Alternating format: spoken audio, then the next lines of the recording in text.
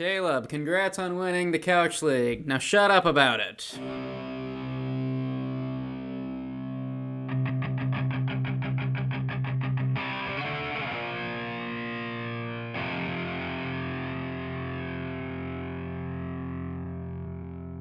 Welcome back to Couch Football with Luke and Ryan.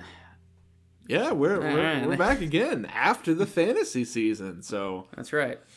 Yes, the fantasy playoffs are over. At least they should be over. If you're in a league that has Week 18 playoffs, tell them to change that. Week 17's in the books. Fantasy champions have been crowned. College football is pretty entertaining right now. And the quarterfinal games, could be a little better. There have been some blowouts in the quarterfinals, but right now, as we record, this is New Year's Day. As we record this, Georgia is playing Ole Miss, and that game's kind of close, but... shout out score. Mississippi 19, Georgia 21. So... It's getting there. It's a close game. We got to wrap up this podcast so we go watch the end of it. That's right. But yeah, so Week 17, Bears 49ers. That was a crazy game, but I'm still depressed over it. If you want our full reactions, we recorded an episode of Couch Reacts, kind of a new show. That's on YouTube if you want to check it out. And then as we were recording that, Monday Night Football was going on. And we talked about it a little bit at the very end, but we didn't actually... the ending wasn't part of our recording. So just want to say Falcons won. They almost blew it, but they ended up pulling it out. What'd you say during Reacts? Let's go watch the Falcons blow up the Rams and check the score, and it was like 24-24. I said, I think it's safe to say by now that the Falcons have beat and then I scrolled up and saw the score and I was like, what? But yeah, I got to watch, I watched the beginning of that game and then we recorded our episode and then I got to watch the last couple minutes and pretty entertaining. Puka almost saved the Rams at the last second with a crazy catch. But yeah, it is what it is. And then... last bit of anything I got, like I said, Week 17 reactions, you can check them out. We did a dedicated show for it. So last piece that I've got for Week 17 would be a big man shout-out. Are you a big man? Huh? I'm talking to you! Which goes to Cody Ford, a 345-pound offensive lineman for the Bengals, who caught a 21-yard reception. Most of it was yards after catch, because nobody wanted to tackle him. Jeez, so, big boy. Check that play out if you haven't seen it yet. All right, let's go ahead and check in on the news team. News team, assemble! Okay, so player from Ryan's favorite team, Saints wide receiver Chris Olave, developed a blood clot in his lungs. Oh no! Or in his lung, and will not play in Week 18. So, see what happens with that. Shout out to Vele, who's gonna get some targets now. Maybe he will. It could be the Juwan Johnson's show at tight end, too, so. Yeah, the Dolphins are bringing Troy Aikman in as a consultant to advise the organization on their general manager search process. Don't know what he has to do with the Dolphins, but I'm sure he's just gonna get in their meetings and be like, I'm telling you, Caleb Williams is an indecisive quarterback. They're gonna be like, okay, that's great, but do you have anything to say about our general manager search? Be like, yes. And then he'll turn to whoever they're interviewing for the job and he'll be like, don't you think Caleb Williams sucks? Caleb would have laughed at that. Sure. I don't think that's a smart move. I think they're better off finding some no name for their general manager and just keep rebuilding until who knows? It might rebuild. They've got Quinn Ewers. What's left to rebuild? They got 3 years on it, or 4 years left on his rookie contract, and we'll see what happens to that. Who's Troy Aikman gonna get? One of his friends to do it? He's gonna get Jerry Jones to do it. He's gonna be GM over 2 teams, run them both into the ground. I don't think Aikman's the best guy. He might have some selective insight because he's been around football for a while, but it doesn't make sense to have a commentator, TV personality, search for your next GM. Yeah. Ryan, did you want to congratulate Caleb about his fantasy championship? Because I've done it, and every time he calls me, he's talking about how no one has congratulated him yet. So I'll post something on the fantasy league chat tonight, and it'll all be done with. But I asked Caleb New Year's Eve. I was like, Caleb, your winnings for the fantasy league, do you want them, or do you want to double down and see if you can get it again next year?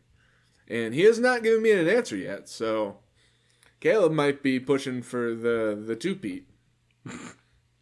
We'll see. Yeah, we'll see about that. Stay updated next season.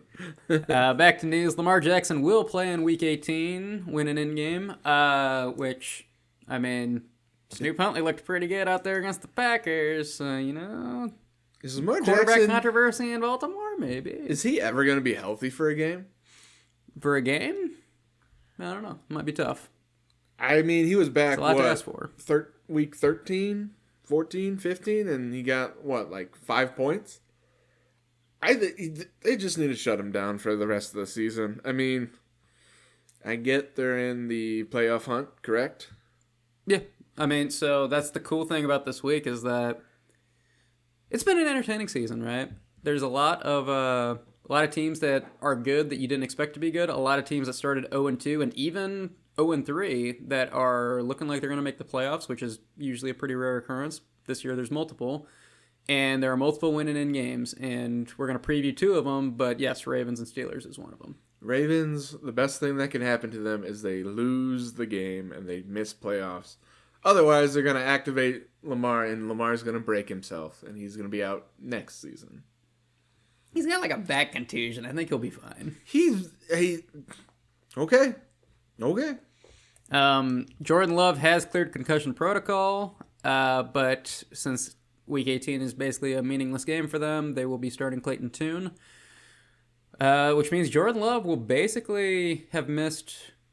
I mean, he went out fairly early on in the Bears game, so he has basically missed 3 games, and he'll be playing in the wild card on the road. So, as a Bears fan, I don't really want it to be Packers-Bears because Bears, for some reason, have not played well against the Packers this season, but it's looking like it's going to be that way. So, I mean, they won 1 game. They probably shouldn't have won that game. Yeah. But, we also reacted to that game, too, because we did not do an episode for Christmas, but we did do a reaction episode of that, so check that out. I'm just going to keep plugging that. Okay. Do what you got to do. And then, I mean, that's pretty much all I got. I heard a rumor about, Caleb was telling me earlier today about a rumor that the Giants are going to draft Fernando Mendoza first overall, even though they have Jackson Dart. I don't know who's reporting that, but I don't buy it. But he does look good, so. Maybe they'll sell the pick. Because Jackson Dart was, at least for fantasy... At least trade back a couple picks. Yeah. Jackson Dart, at least for fantasy, was like the number 2 rookie on the year. So, I'm not sure if you want to give up that potential. Yeah. Yeah, so we've got... Yeah, that's all I got for news. You got anything for news? I mean, we could shout out Trayvon Diggs going to the Packers for a playoff push. But he was cut and then claimed on waivers. So that's right. I forgot about that. I don't know if it's like newsworthy. Yeah, I mean, he has fallen off ever since he tore his ACL a couple seasons ago. He has not been the same player. There's a lot of weird stuff going on with the Diggs brothers right now. Stephon is in some legal trouble. So yeah, I don't know what's going on with that. That's a bizarre one. And then also on the defensive side of the ball, once again, Myles Garrett needs 1 sack to break the single-season sack record, so... He's going to get it. We'll see if he pulls that off. I wish he would have pulled it off last week, though. Does it count because there's extra games? See, that's the thing. I wanted him to get it against the Steelers last week because then no one could say anything about that, but it is what it is. We'll see. I mean, I'm pretty sure he was the fastest to get to, 21. I don't think anyone's ever gotten to it. He got to it, 3 weeks ago. 2 weeks ago. Maybe. I believe it. You see the size of his arms? Yeah, he's my big. Goodness, his biceps as thick as my waist. Yeah, and then the Raiders. I'm not a small guy. Yeah, I mean it's a podcast, Ryan. Nobody knows that. That's a fair point. Ryan's like, I weigh a cool 135 pounds, and I am 6'6", with 100 pounds of muscle. Looks like an NBA player. And then. The Raiders are in full tank mode. They have shut down Max Crosby for the final game. He was upset about it. In response, he posted a video to social media of him dribbling a basketball around his home gym, shooting from half court. Doing all the things that they say an injured player should be doing. Yeah. Hopefully he's upset enough with the organization to request a trade. And hopefully he comes to the Bears. I mean, that is kind of the hope, but we'll see. I mean, it would give me shades of the Khalil Mack trade, but to be fair, I think Max Crosby is a better player than Khalil Mack. Crosby's just a wrecking ball. Khalil Mack was good too, but Crosby's insane how good he is. What be so hard on the guy for? I'm not. I mean, it's just Khalil Mack decimated the Bears' cap for 3 seasons. Yeah, that's a fair point.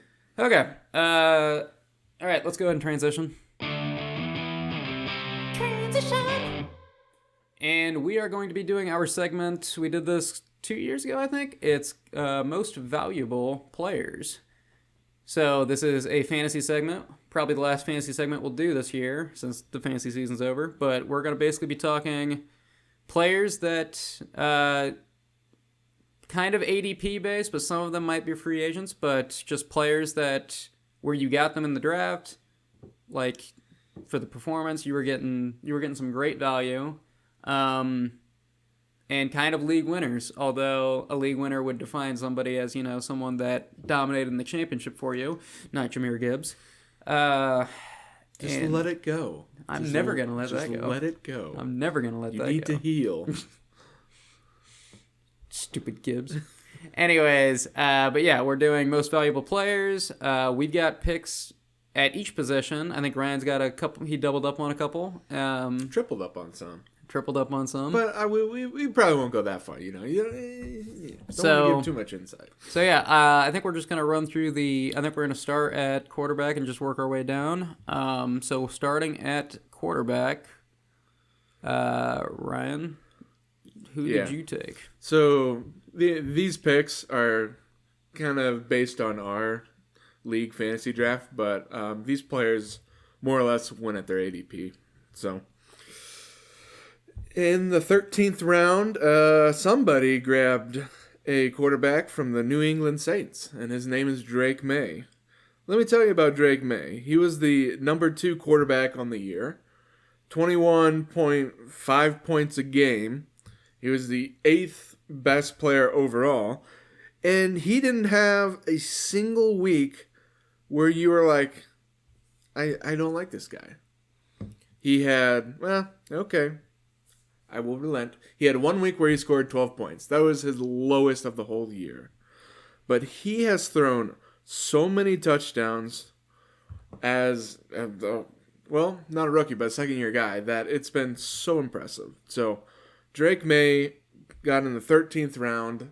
Number 2 quarterback on the year is the clear choice for me for MVP. You mean fantasy MVP? Right. Yeah. He also could get the NFL MVP. And well. I am going with the real NFL MVP. I'm going with Rams QB Matthew Stafford, who went undrafted in our league, and he went undrafted in most leagues. Looking at the stats, we've got 4,000. Obviously, season's not over yet. They don't have anything to play for, so I don't know if they're resting him or not. But 4,400 passing yards, 42 passing touchdowns, 8 interceptions, and 108.8 passer rating. Fantasy QB number 2 on the season. And also he had some nice. He didn't have some like huge 40-point weeks or anything crazy like that. Just very consistently getting you 20, 22, 25 points, and that's. I mean. What more could you ask for? I don't know. In terms of Matt Stafford getting MVP for the NFL, he has thrown, 10 more touchdowns than the next guy? So something like that. At least for fantasy, he really showed up and helped you out, at least getting you to the playoffs. Now, in the playoffs, he might have lost you the last week, but other than that, Matt Stafford, phenomenal pick. Yeah, and he's doing it all at the age of 37, which... That's old. He would be one of the older MVPs in recent memory. I think Brady got it at 38 or so, but... Yep. It is funny how much older Matthew Stafford seems at 37 than Tom Brady when Tom Brady was 37. Tom Brady at 37 was like a spring chicken still. He was still going to play. He was still going to play for like another 8 years. Yeah. Okay. Did you have another one for quarterback? No. Okay. All right, we're going to go to running back, and I'll let you go with this, lead this one off, too. Yeah, running back, the clear choice was Javonte Williams for the Dallas Cowboys. Javonte Williams in our league was drafted at the beginning of the 9th round. I grabbed him, just so everybody knows. But he gave you 15 points a game. And there were two games where he got three games where he got under double digits. So you picked up a guy who maybe was going to be the starting running back for Dallas and actually turned out to be the starting running back, getting 15 to 20 carries a game. So I think you were very happy getting a very good starting running back in the 9th round. And he finished number 11 overall for running backs. Yeah, he was on my draft board in pretty much every league, and I got him in none because people kept reaching for him. Not that he wasn't worth it, because obviously he turned out to be worth it, but, there was a lot of questions in the offseason about, is it going to be him? Is it going to be the rookie? Turns out it was him. Probably should have reached up for him, but oh well. My pick for running back is going with one of my own running backs in our league. Really? I am. I'm going with James Cook, number 6 running back on the season, fantasy wise. And he was going in the mid to late 3rd round. Did have some down weeks for sure, but really his down weeks were only when the Bills offense entirely was having a down week, like this past week against the Eagles. But he also had multiple, and I mean multiple, multi-touchdown weeks. He had tons of weeks where he was basically just carrying your team, present company included. But yeah, number 6 RB on the season. I was able to keep him for the last pick of the 3rd round, so I felt pretty good about that. In the offseason, his ADP was where it was because people were a little bit worried about a timeshare, but there's no timeshare in Buffalo. He is the guy. Ray Davis? No. The only timeshare is Josh Allen vulturing rushing touchdowns. Oh my goodness. I got booted out of the playoff contention because Josh Allen kept running it in instead of giving it to his trusty running back. That's right.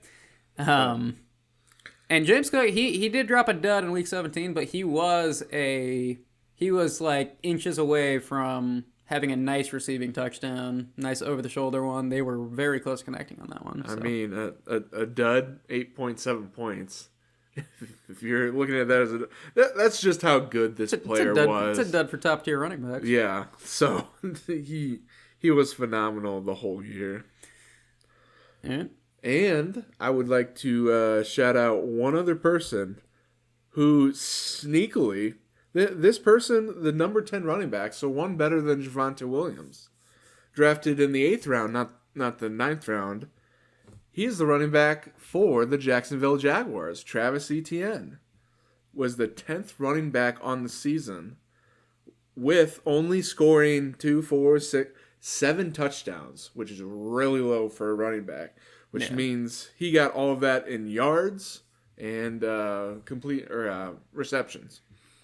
Yeah. And then flipping it down to wide receivers, unless you have another running back. No, I just want to shout out Travis Etienne because we kind of dog on him a little bit, and he deserves some time in the light.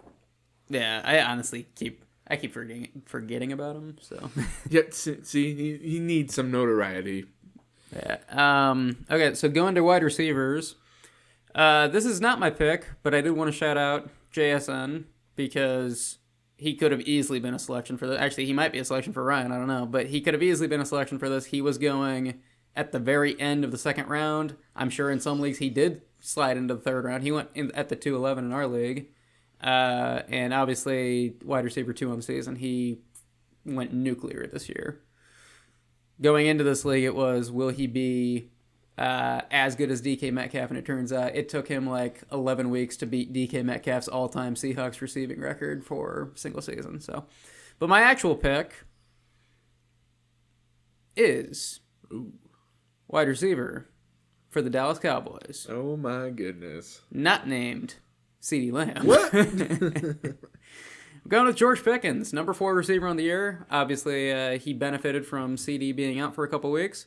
But even when CD came back, dude is still just raking in targets. Especially in PPR. He has been a monster in the PPR game. And he's going to get paid in the offseason. So I don't have a ton to get in on it with him. But he was a good player this year. Went in the 6th round in our draft. And I think that was pretty close to his ADP. So... Mm-hmm. Someone I'd like to shout out alongside Pickens was Devontae Adams, kind of in the wide receiver 2 role, who went and totally killed it this year. I mean, Devontae Adams ended wide receiver 8, and he was kind of hurt these past couple games, but even alongside Puka Nacua, as a wide receiver 2, like George Pickens, he performs. So something to think about when next year's draft comes up and you're like, he is number 2 on the team, but he's a freaking monster. Yeah, I've kind of trained myself to stop thinking that way because, or I've trained myself to stop being like, oh, but he's wide receiver 2. I don't want him. I want to chase volume because that strategy does not work. Never go for the Garrett Wilsons of the world when you could have the T. Higgins. T. Higgins, yeah, that was it could have been a better pick, but could have been better, but I think it's he still, actually did all right this year. Yeah, I'm saying in your typical year when Joe Burrow's actually healthy, take T. Higgins over Garrett Wilson. The Garrett Wilson experience is not a kind one. So, all right, Ryan, receiver pick. Receiver pick. I mulled over in my mind a little bit, and there was 2 that I had here, not including Devontae Adams, but. You know, I've been coming out as a fanboy of the Saints these past couple weeks, so I should probably go with the tried and true Chris Olave, wide receiver for the New Orleans Saints, as my MVP for wide receiver. Now in our league, Chris Olave went in the 11th round, and he finished the wide receiver 6 on the year. And wait, in our shirt league? Yeah, Chris Olave. I thought he went in the 8th. He did actually go in the 8th. Okay, I was like, I would have picked him up in the 11th. Correction, his bye week was the 11th. That's where I got mixed up. But yeah, he drafted in the 8th round. Still good. Still, we still saying that's good value. Anywho, Chris Olave, 16, almost 17 points a week. He went through 2 quarterbacks and still proved to be the top receiver through Spencer Rattler and Tyler Shuck. So I don't think there's any other pick for MVP and receiver in this regard. Chris Olave went above and beyond. You mean you're drafting in the 8th round as your wide receiver 3, and he became your wide receiver 1. So I feel Chris Olave is amazing value. Better than Cortland Sutton. Was amazing value this year. Yeah. And then... Well, we're going to shout out. Who do you want to shout out? Well, since Caleb's not here with us on the podcast, I figured I'd shout out Juwan Jennings. Because Caleb kind of carries a torch for Juwan Jennings, and somewhat rightly so. He was wide receiver 34 on the year, but he was a consistent, 10-point-a-week guy that you got fairly late in the draft. I mean, 8th round again is Chris Olave, but on a team with a bunch of other Ricky Pearsall, George Kittle, Ayuk was supposed to come back and didn't. So, props to Jennings. Yeah. And then let's go to tight end. So at tight end, I want to shout out Kyle Pitts. KP. We were talking about it earlier. Not my pick, but 13th round pick. Obviously went nuclear in the first round of the playoffs. Made a lot of people happy that week. And he actually ended up being the tight end number 2. But it's kind of a weird quarterback carousel for him. And there was some inconsistency there. But my actual pick, and this is a boring pick, I'm not going to lie. Because my boring pick is the tight end 1 on the season. What? I went with Trey McBride. He was drafted at the end of the 3rd round. What? Drafted at the end of the third round, you get the number 1 tight end. Are you like? Yeah, I was trying to show surprise. That was the final one. No, it's a boring pick, but I mean, I think it's the right pick regardless. If you look at Trey McBride's stats, first of all, Jacoby Brissett. We talked about this during the Reacts episode. Jacoby Brissett benefited pretty much everyone in the pass game, or every pass catcher on the Cardinals. But Trey McBride, 119 receptions as a tight end, 1,100 yards as a tight end. He'll hit 200, or he will hit 1,200 before the season's over, and 11 receiving touchdowns. Devontae Adams leads the NFL in receiving touchdowns as a wide receiver with 14. He's only three away. And if Jacoby Brissett would have started the season, who knows? Maybe he'd have it. So, yeah, Trey McBride, boring pick because he was, I think, the second tight end to go off on most draft boards. But, I mean, he was going in the third round. It's weird because this year did have a lot of good tight ends that you could pick up on waivers this season. But none of them performed quite the way he did. So, shout out Fannin. Like Fannon's who I'm thinking of. Harold Fannin for the Cleveland Browns.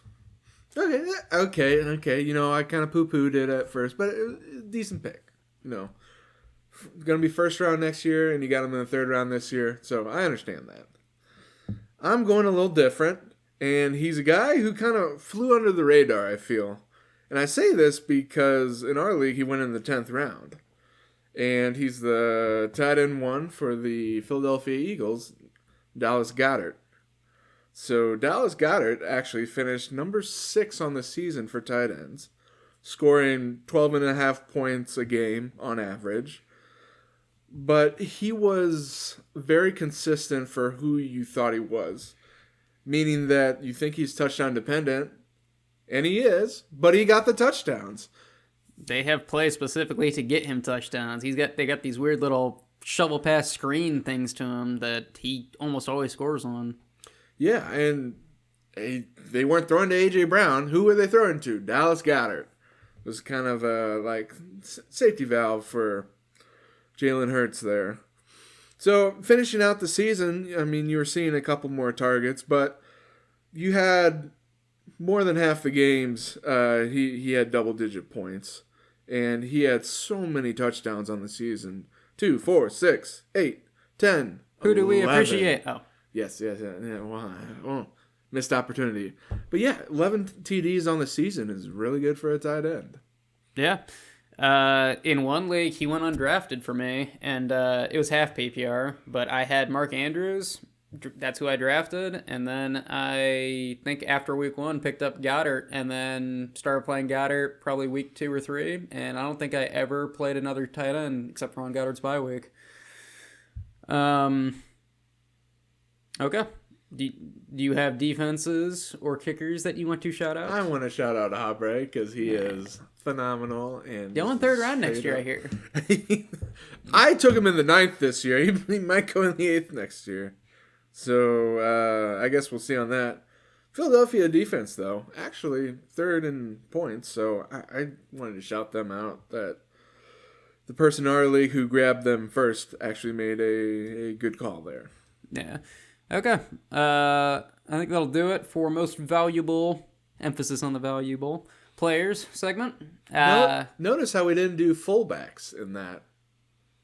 Notice. We also didn't do offensive tackles, offensive guards, and centers. Okay, fullback's not a position. That should be. What do you mean it's not a position? It's definitely a position. It's not a position. Well, why don't we do it in fantasy? I didn't want to shout it out, but Kyle Juszczyk did score a touchdown against the Bears. It just hurt me deeply when it happened.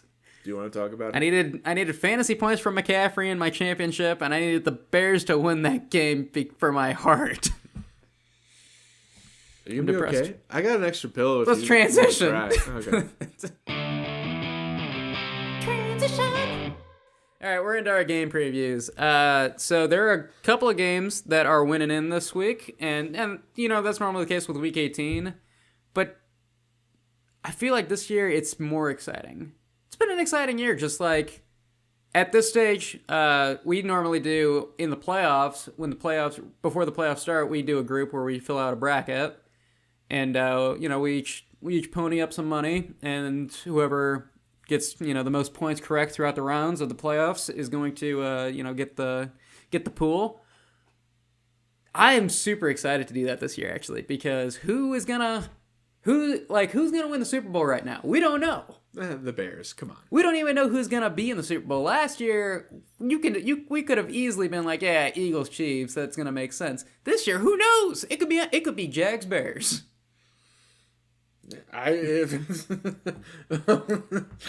Oh my. That's right. Yes, think about it. Let it fall upon you. I'm gonna need a minute to let that sink in. But yeah, no, it's been a crazy NFL year.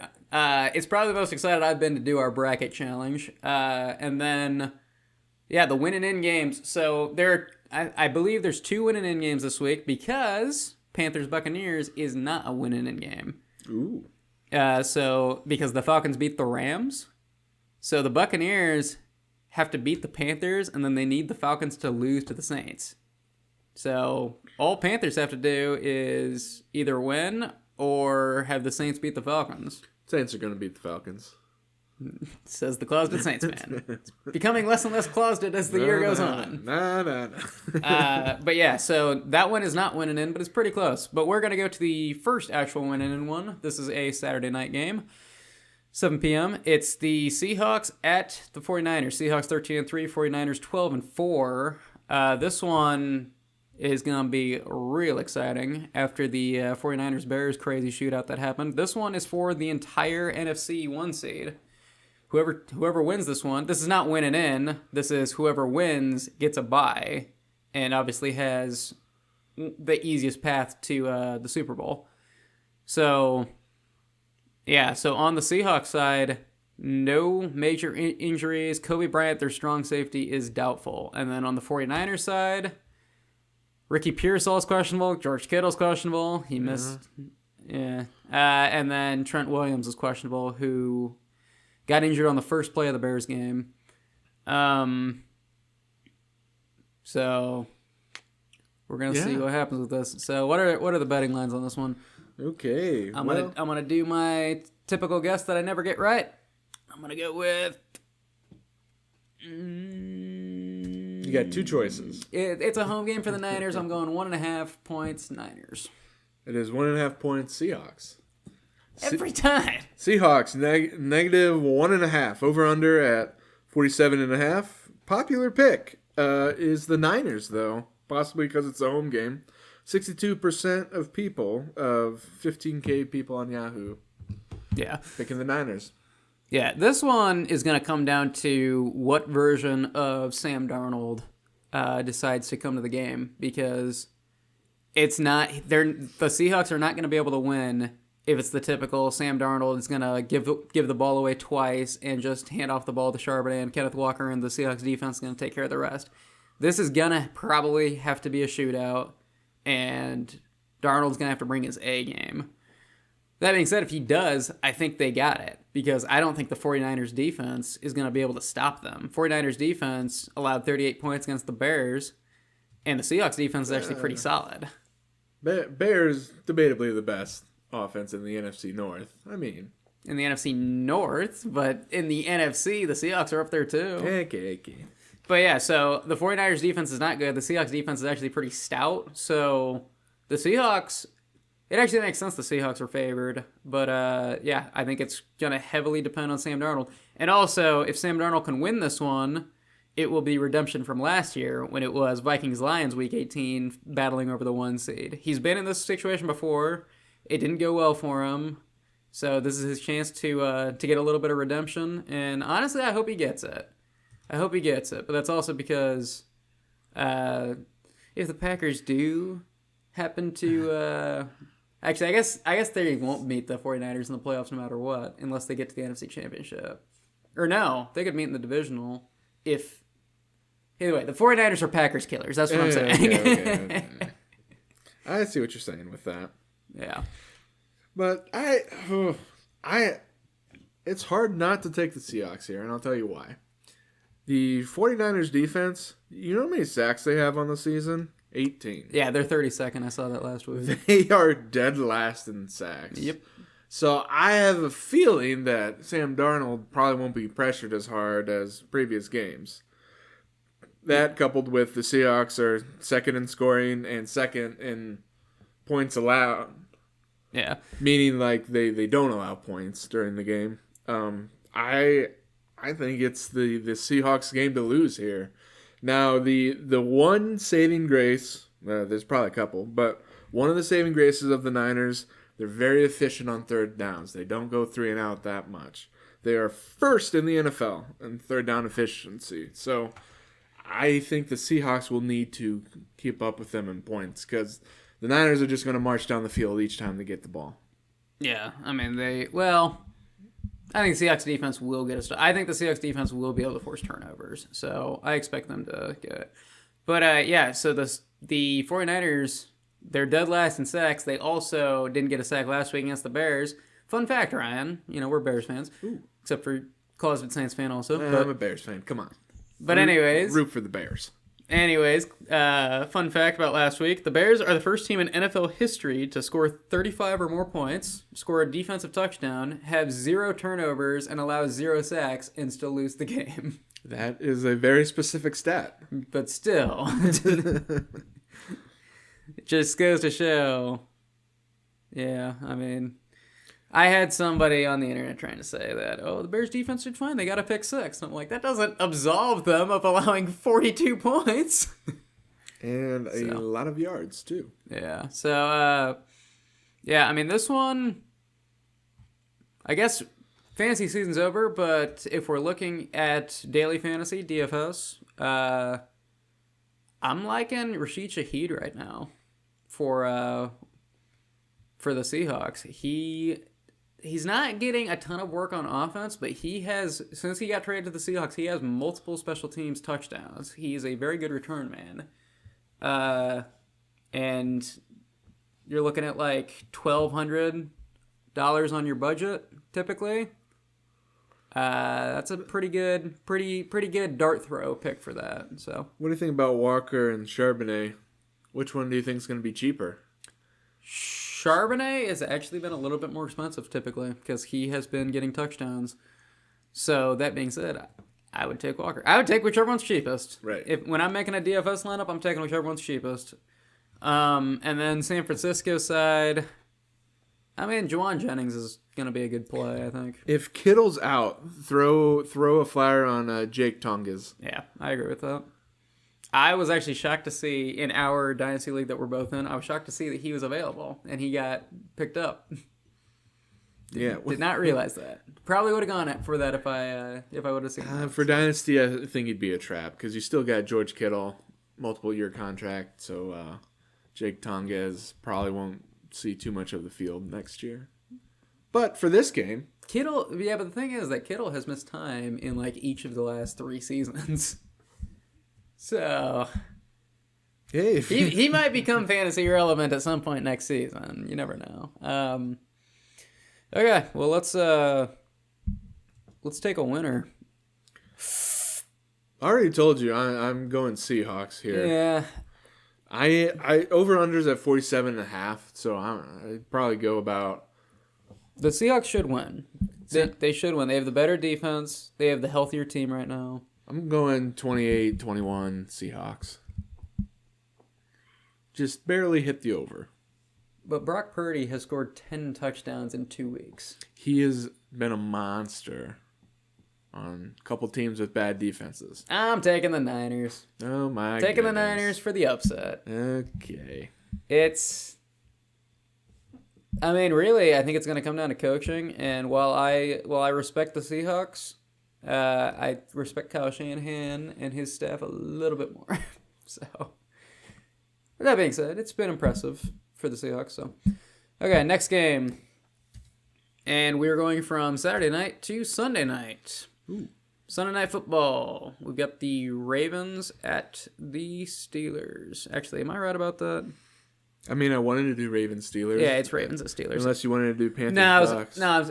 I wasn't. My computer was being stupid, and I couldn't see who it was a home game for. So 8-8 Ravens at the 9-7 Steelers. This one is winning in because the Ravens have the tiebreaker if they can win the game. This one's going to be crazy. You got old man Rodgers still trying to punch his ticket to the dance, and then you've got Lamar, quote, hospital frequent flyer Jackson. Yeah, he walks who will out. Be playing. It feels like he walks out on crutches every single time, but somehow he just gets on and plays. He's not actually on crutches, but it feels like he's injured so often that. But both of their inside linebackers, Kyle Van Noy and Roquan Smith, are both questionable in this one, which is kind of a big deal for them. And then DK Metcalf is still suspended. Calvin Austin is questionable. This might be an Adam Thielen game. You got a Thielen? No, I don't have a Thielen, but it might come down to him being the last man standing when it comes to the Steelers receiving corps. TJ Watt's questionable in this one, and those are the biggest notable injuries. So, betting odds. This is another one. I have no idea. I'm sure it's close. I'm sure it's probably home game for the Steelers. I mean, but they lost to the Browns last week. I'm good. 2.5 point spread. Maybe not.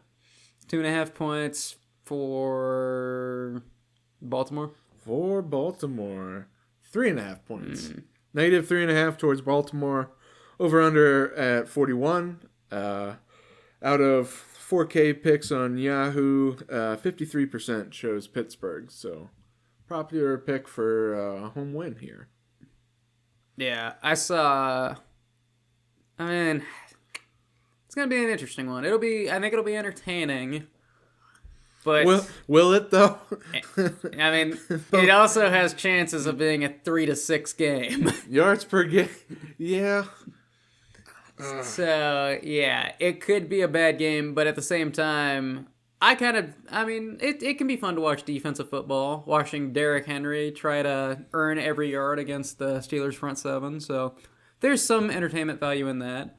But then, the playoff implications are the most interesting thing, because obviously if the Steelers get in, then they get DK Metcalf back, and didn't think DK Metcalf had been doing a ton this season, but they played one game without him, and the Browns are beating them. So, yeah, maybe this is the world we're in. Maybe he shouldn't have gotten into that altercation.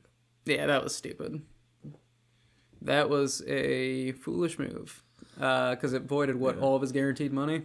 Something like that. Yeah, something like that happened. Something crazy. Forfeited like good couple $1 million. But on the Steelers side of the ball, potentially Rodgers' last game in the NFL. Yeah. He might retire after that. We don't know, obviously. But, I mean, this is his, what, fourth team? Yeah. Third? Third team. Third team? I mean, he can keep jumping around if he wants. The Steelers might take him again if he got him to the playoffs, but he was very ambiguous when he was asked about it. So, which I expect nothing less from Aaron Rodgers. He was not saying anything one way or the other on his future. But if it's his last game, then can't say I'll miss him as a Bears fan. Miserable. Miserable comes to the term. Miserable comes to mind. He's out of the division and out of the mind of Bears fans. Doesn't matter. I was very upset that he did not play against the Bears this season because, he was injured and was not able to play. I was upset by the whole circumstance because it's not like he refused to play. It was more than likely the last time he'll ever play against the Bears, and I think the Bears had a really good shot at winning that game regardless of if he played or not. So I was upset about it, but I digress. This one, if I was looking for a DFS value pick, I don't like what I'm seeing on either side. Adam Thielen? Nah, it's not Thielen. It would honestly be Calvin Austin if he plays. And then Kenny Gainwell has been a solid pickup everywhere. So, what about like Rashad Bateman or an Isaiah Likely for the? I don't like either one of them. I mean, it depends. Like DFS, there are players like you can choose to front load your lineup, and if you're listening to this and you've never done DFS, you should try it. You can do it for like 5 to 10 cents. You can do really low risk ones, and it's pretty fun. Because what you can do is you can front load your lineup. pick like some superstars, and then for your last slot, just get really cheap with a total dart throw. And yes, that would be the Rashad Batemans and DeAndre Hopkins and Isaiah Likely, these guys. But just make Derrick Henry your captain, and I think you'll do fine. yeah, I mean, that's honestly probably correct. Keaton Mitchell has looked decent, but he's not involved enough for me to want to throw him in anywhere. But yep, this one will be. I'll be shocked if will either either be of these really teams, good or really bad. There'll be a lot of points or it'll be a little points. It will be, but I think the honest thing about it is I'll be shocked if either one of these teams wins and isn't one and done in the playoffs. Like I think either one. It depends on who they get matched up with, but I think because they will get to host the first playoff games. This is for the division, but I think either one of these teams is just going to go one and done in the playoffs. What if they get matched up with the Bears? This is AFC. But I thought you wouldn't notice. Do you think the Steelers? Well done. Yeah. Do you think the Steelers are going to beat the Texans? I don't think they will. Do you think they'll beat the Jags? Probably not. Dude, ETN tearing it up. Yeah, like I just don't see it going very far. And then, yeah, I mean, Okay. I saw a delusional Packers fan on Twitter that was like, let's be honest, everyone wants to see, this is the Super Bowl that everyone wants to see, and it was Packers versus Steelers. And it was like, okay, not only is that not going to happen, but also only Packers fans want to see that happen. Everyone else would be like, that's going to be a boring Super Bowl. Right. But at this point, I don't know who I want to see in the Super Bowl. Like I said, I don't know who's going to be in the Super Bowl, but it's about time with no Burrow, no Mahomes, and potentially no Lamar Jackson. This is Josh Allen's biggest opportunity to finally at least get to the Super Bowl. And if they don't, then man, you just gotta give up on the Bills. Like, you feel for the guy, or at least trade for a number one wide receiver. yeah. Do anything. Do something. Who knows? Give the ball to James Cook 1,000 times. That'll work. Okay, let's pick a winner for this one. You go first. Yeah. Because I'm going with the Ravens. They're favored for a reason. And while I think either one of these teams has a good shot at winning this one, and it being a home game for the Steelers might help them a little bit, I do think that at the core of everything, I think the Ravens are the better team. And I think John Harbaugh is much more on the hot seat than Mike Tomlin. And I think that they're going to win this one, and it will be for the worst for Ravens fans, because I think that means that they were going to keep John Harbaugh. I think they're going to win. They're going to sneak into the playoffs. They're going to lose their playoff game, and they will keep John Harbaugh for another year.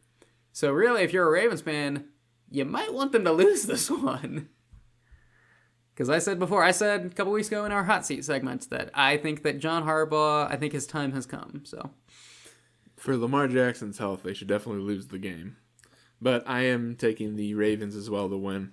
King Henry just going to run all over the field. I think it's going to be somewhat defensive for the first couple quarters, and then later in the game, when everybody gets tired, the Ravens will pull away with it. So over under, I mean, it's at 41, so they already look at it as being a lower scoring game. But I think it's going to be like 28-17. It's going to be at least a 2-score Ravens victory. yeah, yep. I definitely could see that happening. And then update on the Ole Miss Georgia game. Ole Miss is up 34-31 over Georgia right now. My bracket might get busted. It's a great game. We got to end this and go watch the rest of it. So yeah, that's gonna do it for this episode. We will probably do a react episode later after the majority of the games have been played, and next week we'll be previewing all of the wildcard games. So stay tuned. All right, see ya. Bye.